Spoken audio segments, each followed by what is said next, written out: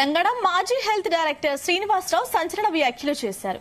తన మున్నూరు కాపు కులానికి సేవ చేసేందుకు రాజకీయాల్లోకి వస్తానని డైరెక్టర్ పదవికి రాజీనామా చేస్తారన్నారు. రాజన్న సిరిసిల్ల జిల్లా వేములవాడలో మున్నూరు కాపు నిత్య అన్నదాన సత్రం వార్షికోత్సవంలో పాల్గొని మాట్లాడారు. మున్నూరు కాపులంతా ఏకం కావాల్సిన సమయం వచ్చిందన్నారు. కాపులంతా రాజకీయాల్లోకి ఉండాలని కోరుకుంటున్నారని, విద్య వైద్యపరంగా అందుబాటులో ఉంటారన్నారు.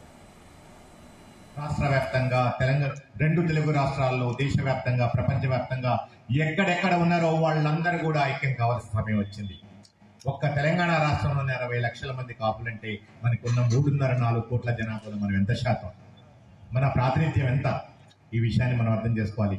తమ్ముడు శ్రీగభిలాషి తీర్మాన మల్లన్న గారు ఇంతకుముందు చెప్పారు, ఒకప్పుడు నా చిన్నప్పుడు తుపాకీ గొట్టం ద్వారా మాత్రమే రాజ్యాధికారం సిద్ధిస్తుందని చెప్పి అప్పుడు నేను చదువుకునే రోజుల్లో నేను నమ్మా. ఎందుకంటే అప్పుడు అది నరనరనా జీర్ణించుకున్నది.